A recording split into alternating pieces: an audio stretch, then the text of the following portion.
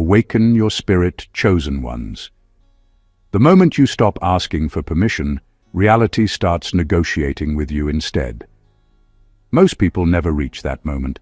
They orbit systems, groups, trends, and expectations like satellites, useful, visible, but never in control of direction. Then someone steps out of formation.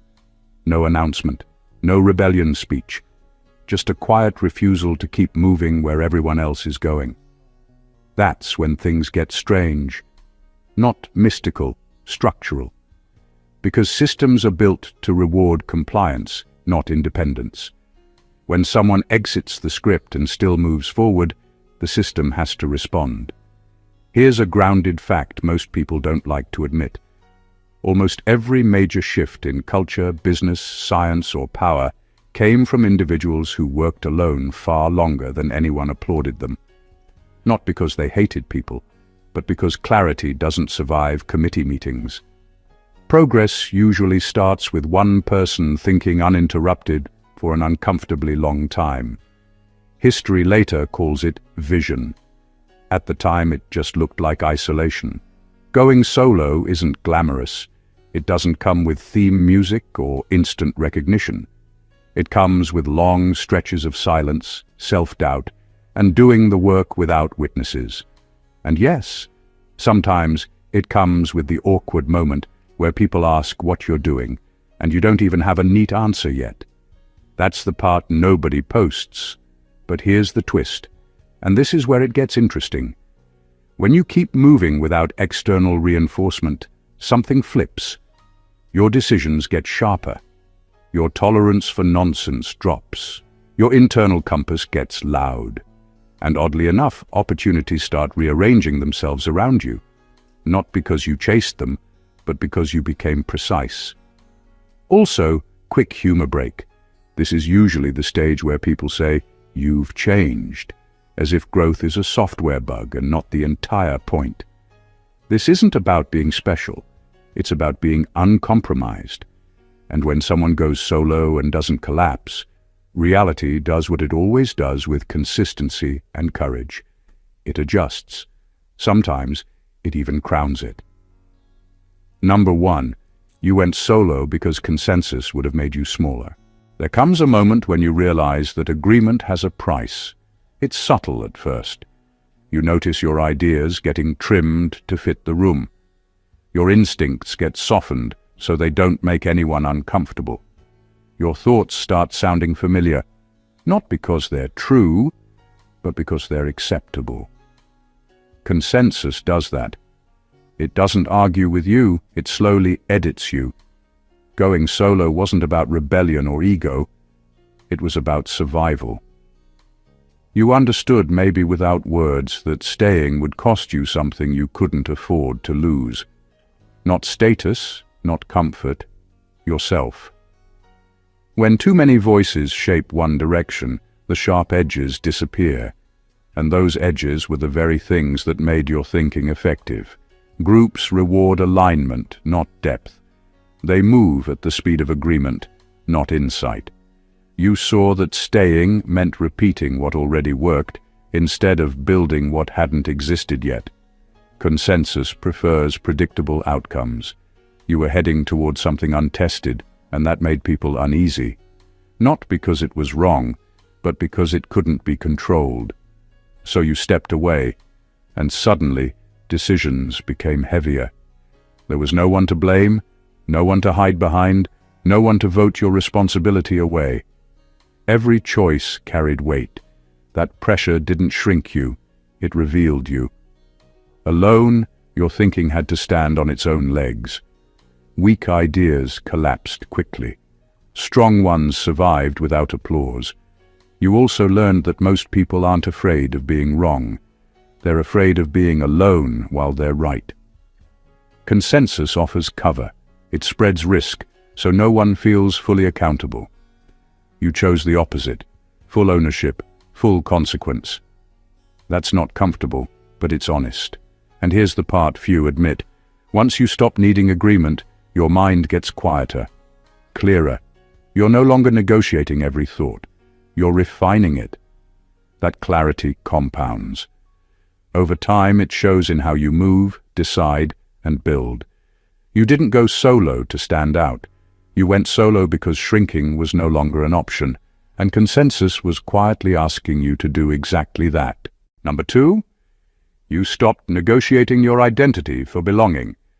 There's a quiet moment when you realize you've been bargaining with yourself.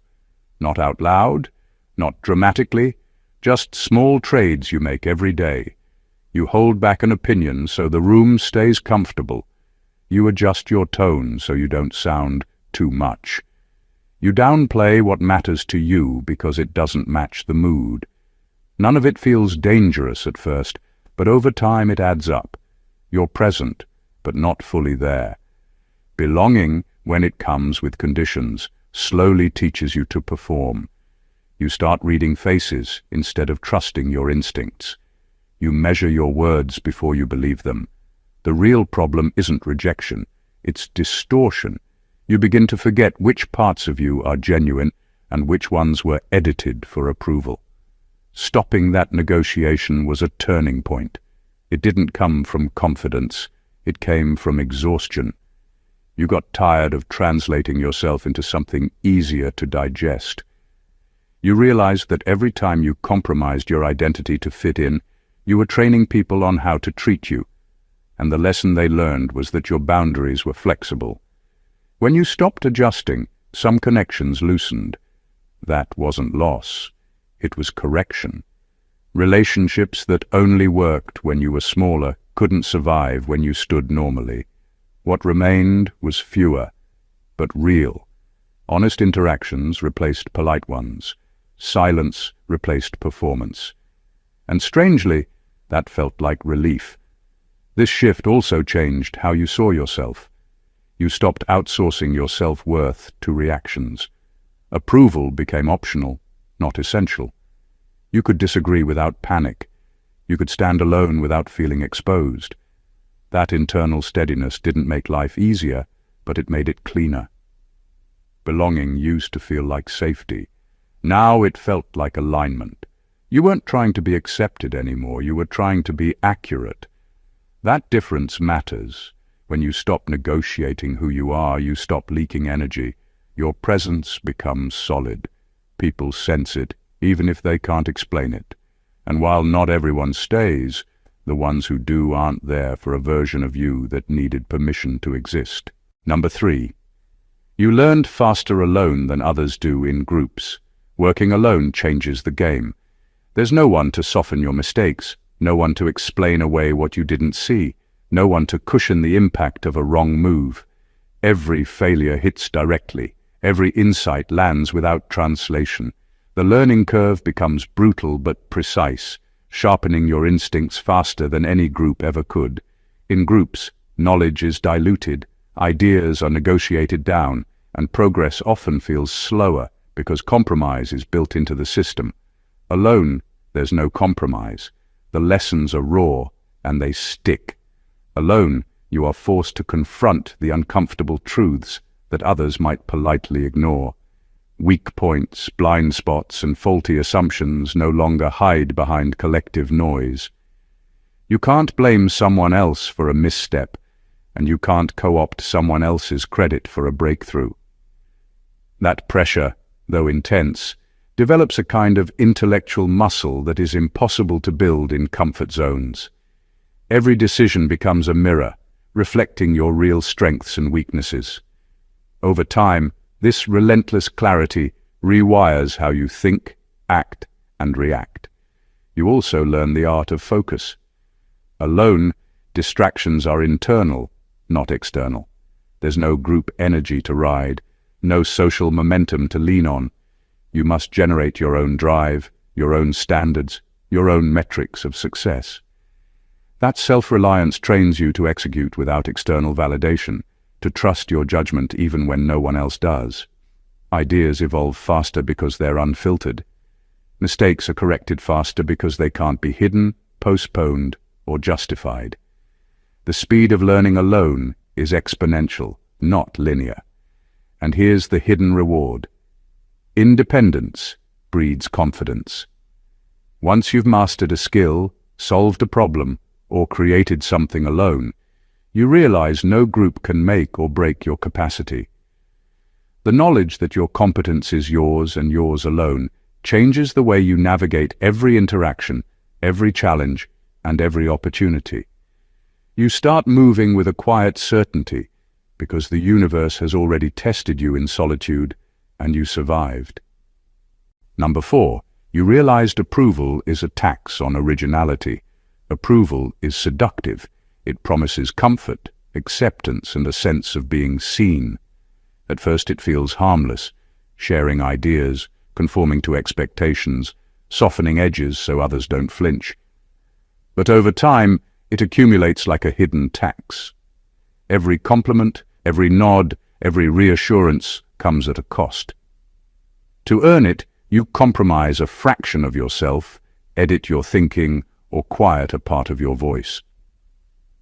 Approval doesn't just acknowledge you, it shapes you.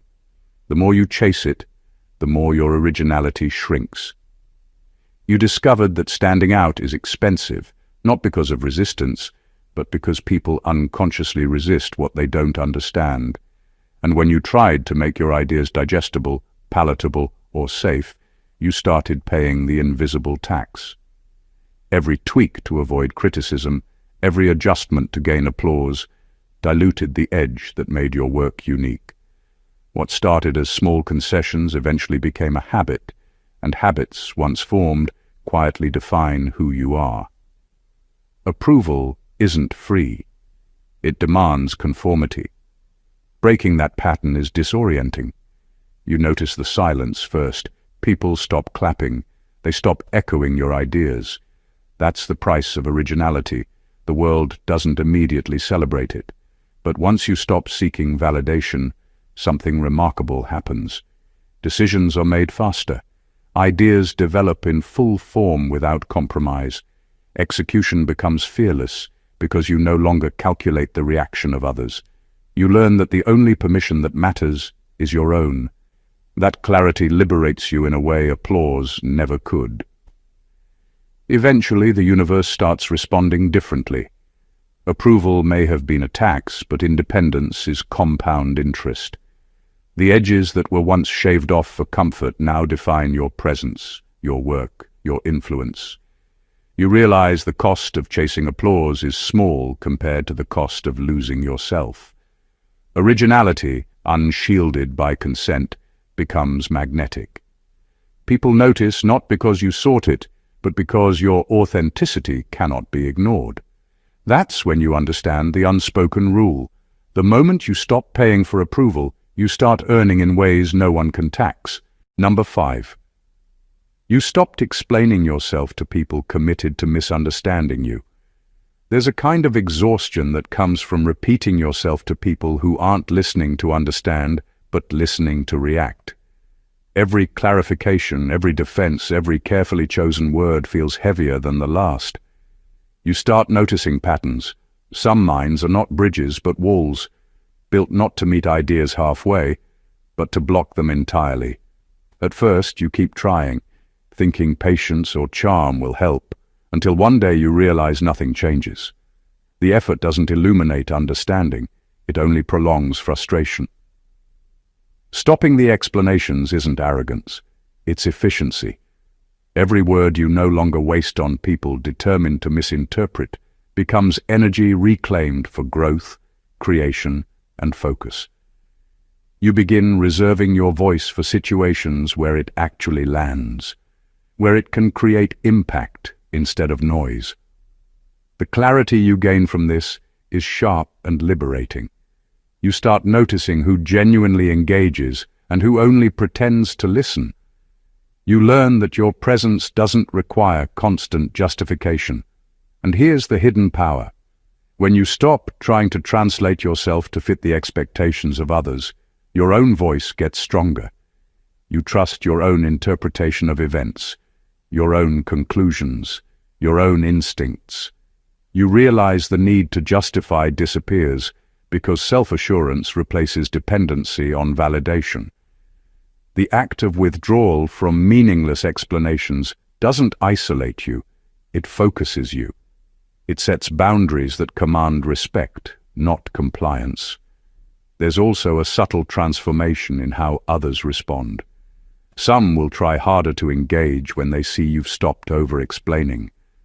Others fall away naturally, and that's exactly the filter you need.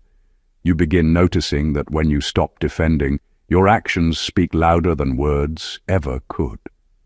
The energy you save isn't just time, it's power, precision, and freedom. Once you stop over-explaining, the world starts listening to what matters most. What you do, not what you justify. Number 6. You built internal authority instead of external validation. Most people live looking outward, measuring themselves by applause, likes, nods, and reactions. Every decision is filtered through the lens of what others will think.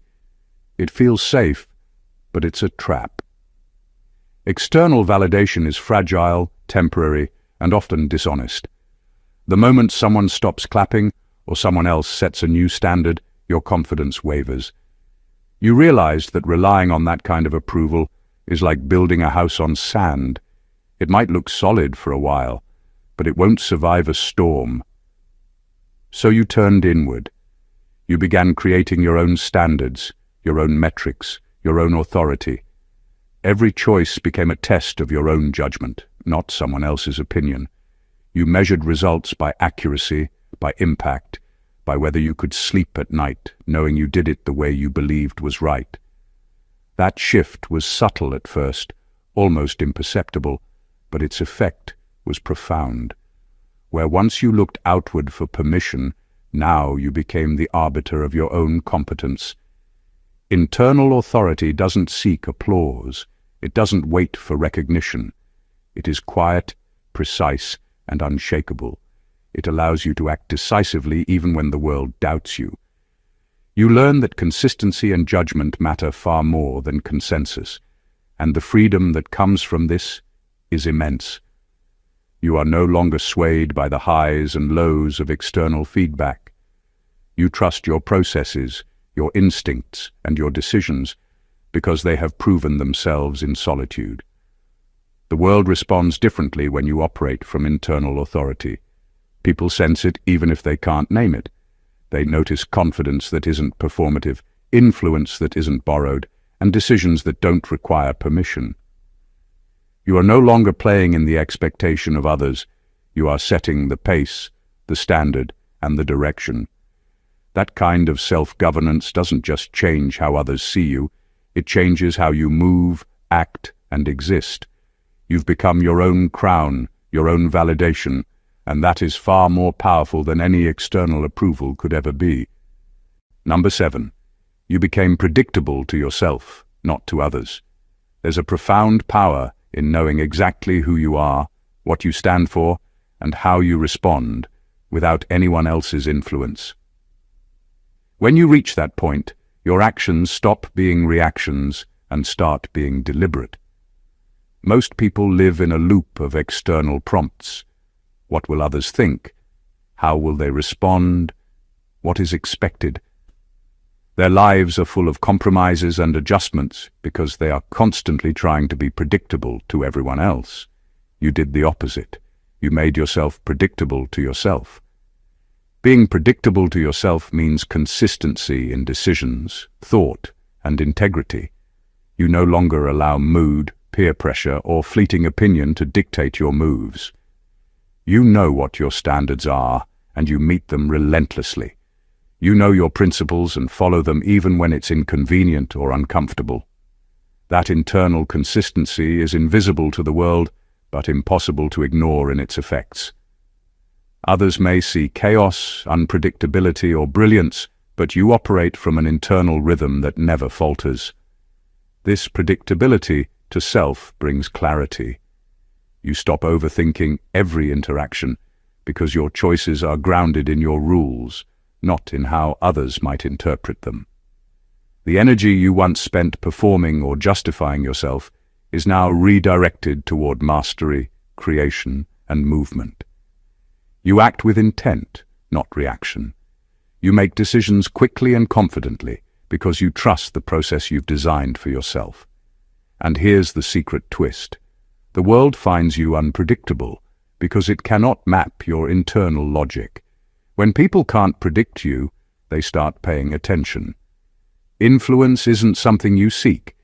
It comes as a byproduct of consistency and clarity that no one else understands. Being predictable to yourself doesn't make you rigid. It makes you magnetic. You are no longer swayed by trends, opinions, or chaos.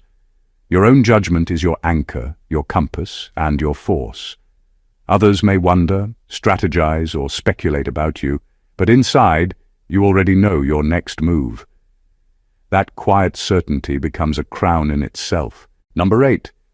You accepted loneliness as a training ground, not a punishment. Loneliness is usually painted as something to avoid, a gap to fill, a sign that something is wrong. Most people panic when the room is empty or the notifications stop. They fill silence with noise, company, or distraction. You didn't.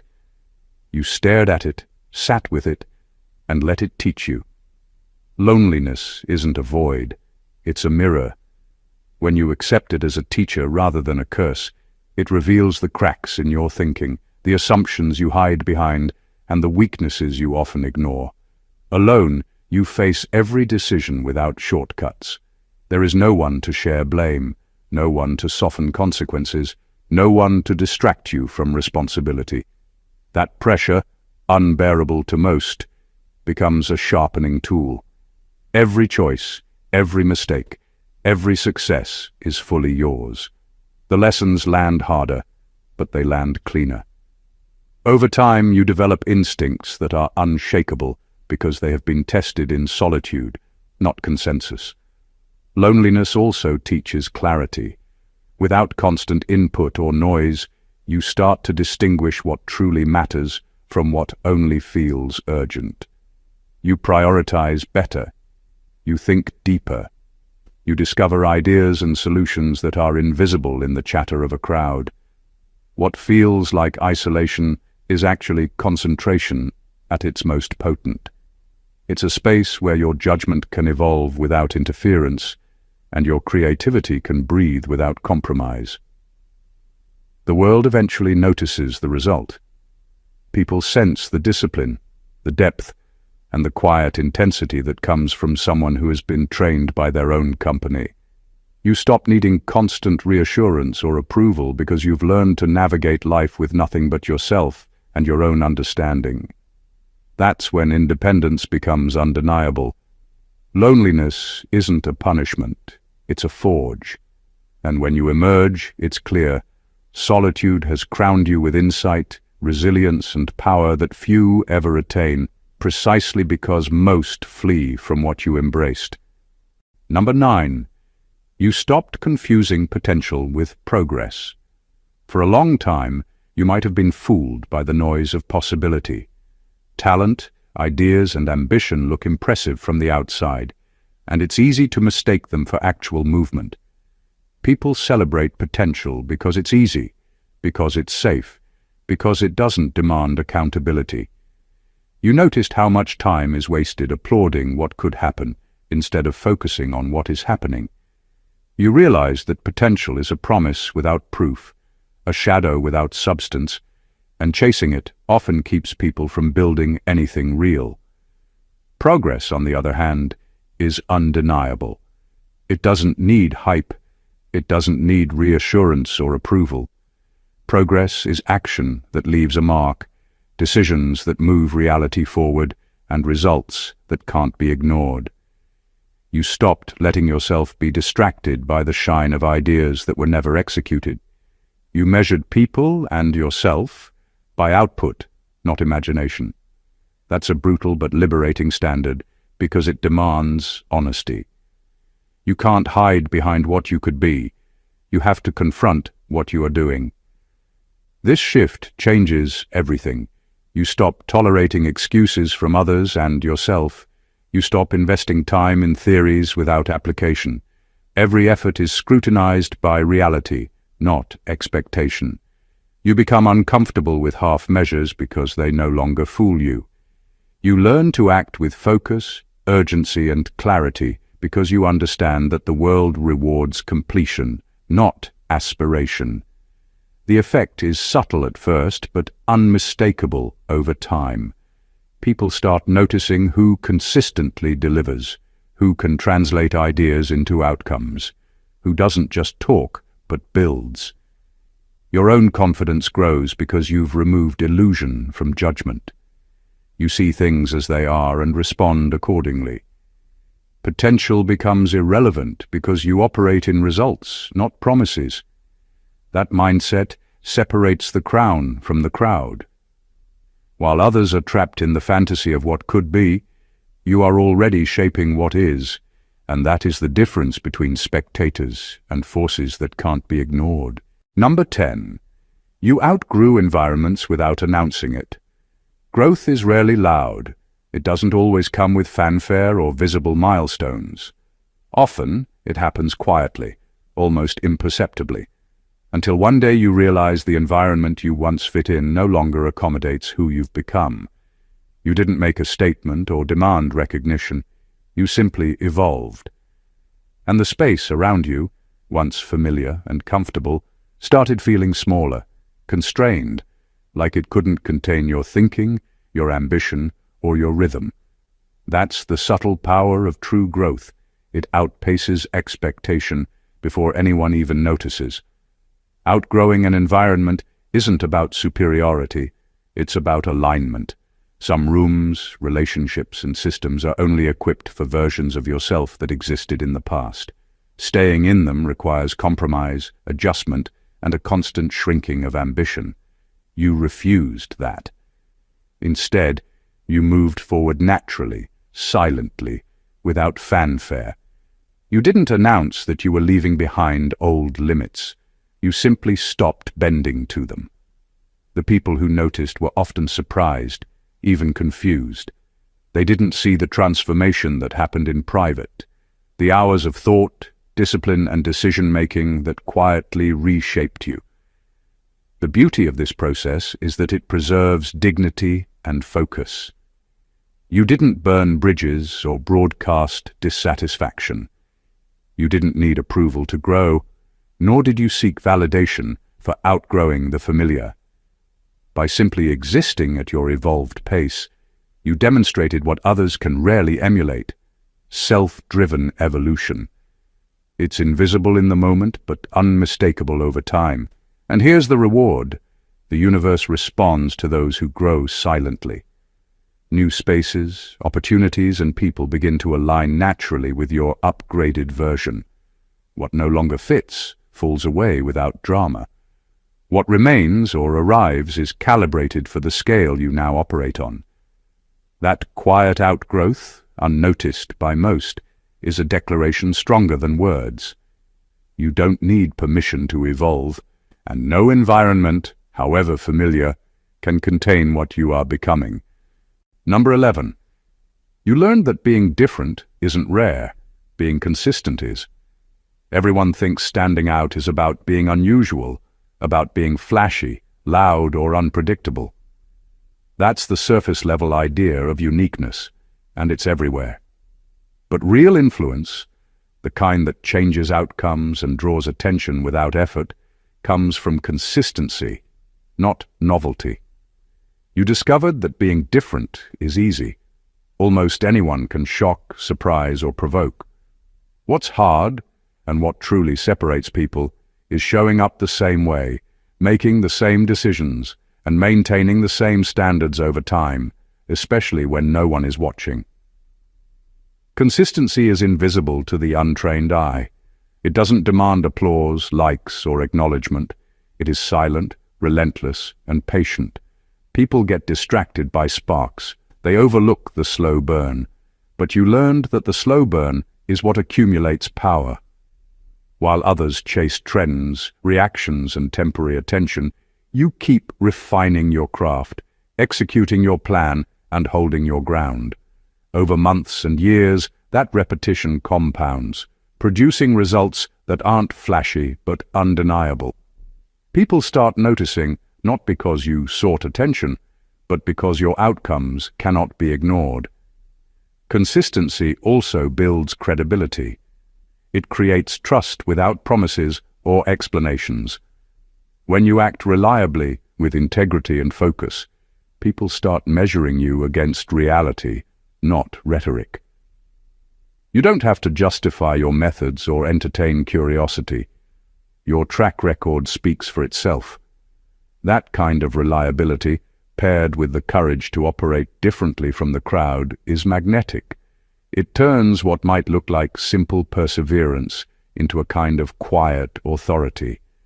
Being different is a spark anyone can ignite. Being consistent is a fire that few can sustain. You realize that the real distinction between ordinary and extraordinary isn't novelty. It's endurance, discipline, and persistence applied to your unique path. The universe rewards those who master that rhythm, who combine difference with unwavering consistency. That is the crown others notice long after sparks fade. Number 12. You stopped asking, "Who's with me?" and asked, "What needs to be done?" Leadership isn't built on popularity or reassurance. It's built on clarity of purpose and willingness to act. Most people lead by seeking validation. They ask who's with them, who agrees, who will follow.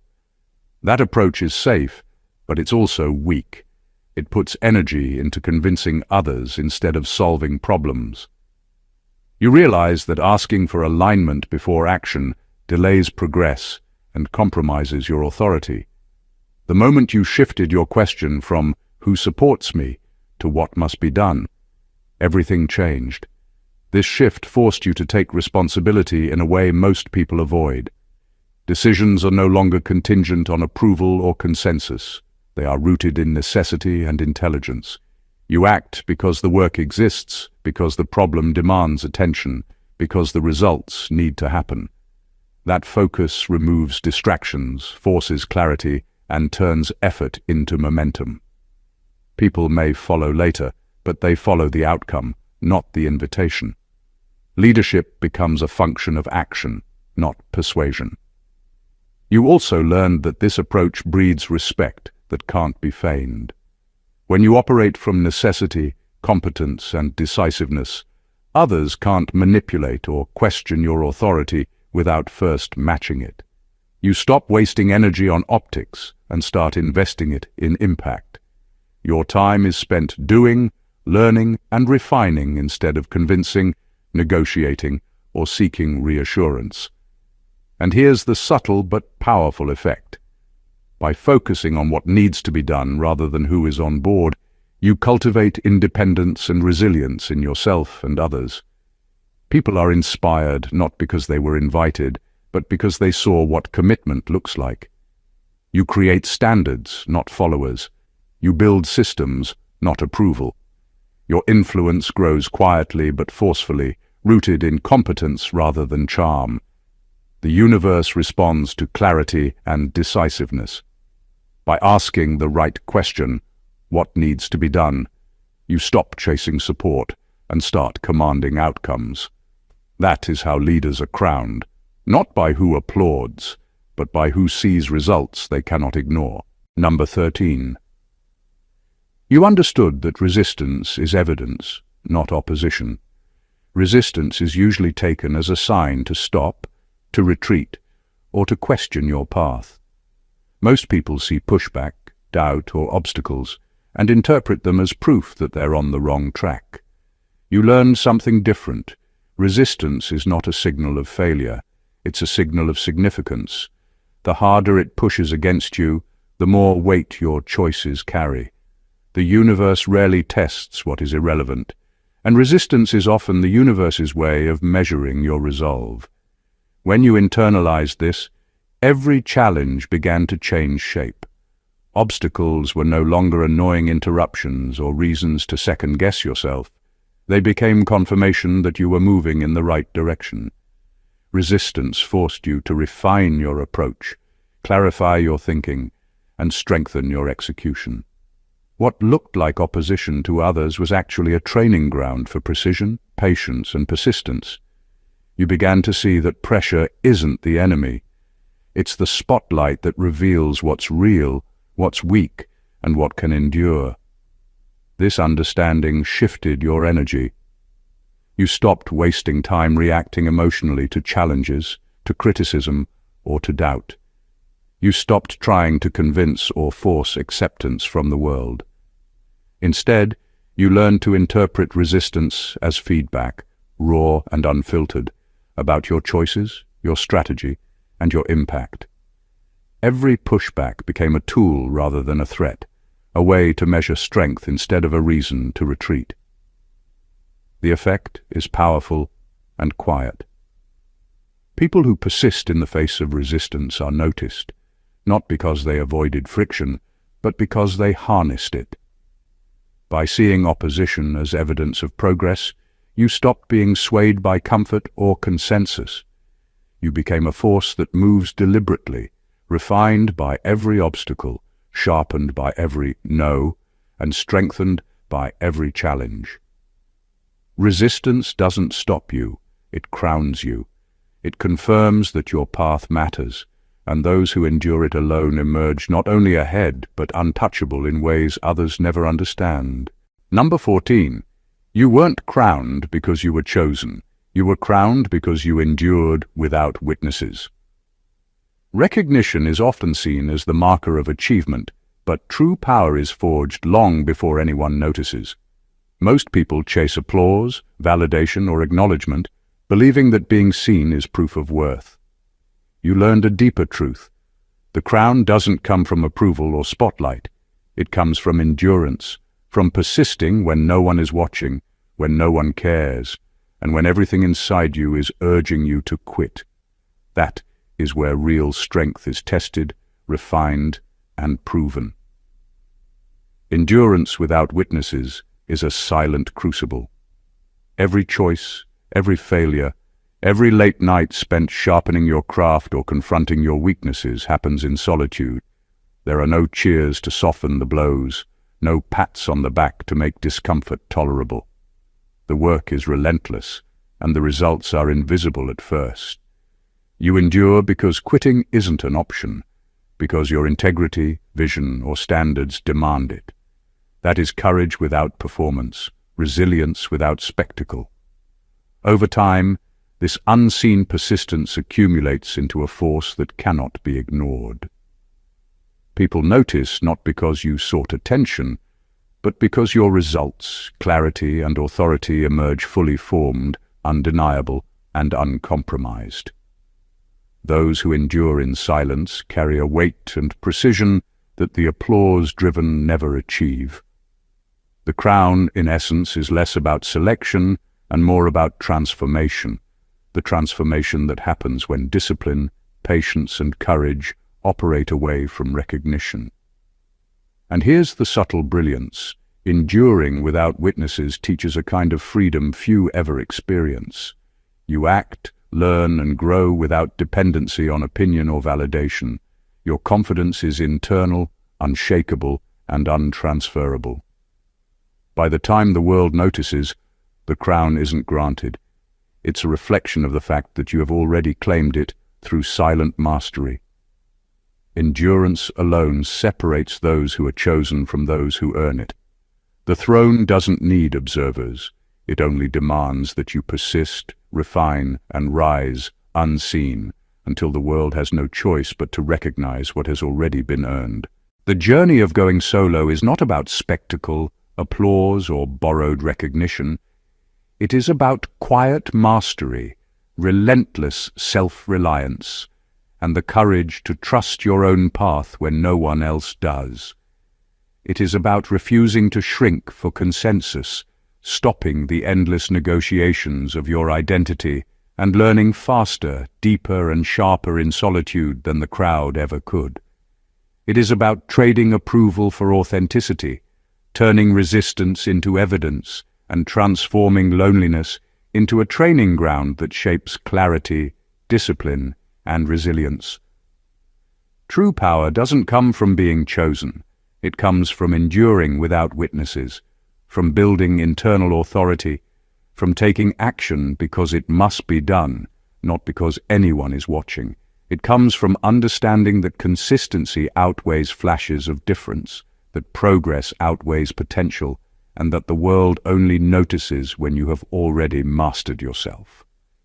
This path is rigorous, often unseen and brutally honest, but it crowns those who persevere with insight, influence, and unstoppable presence. Going solo isn't about isolation. It's about alignment, precision, and uncompromised growth. It is the quiet revolution within, where the universe begins to respond, not because you demanded it, but because you became undeniable. When you operate from this place, everything shifts. Your choices sharpen, your impact multiplies, and your presence becomes magnetic. The crown is no longer a symbol given by others. It is the reflection of the power, clarity, and endurance you have already built alone. If this resonates with you, make sure to join our journey. Like, comment, and share your thoughts. Subscribe to the channel for more insights that challenge the ordinary and celebrate the extraordinary. Your path to mastery starts here, and the world will notice the moment you stop asking permission and start rising. Stay awakened, chosen ones.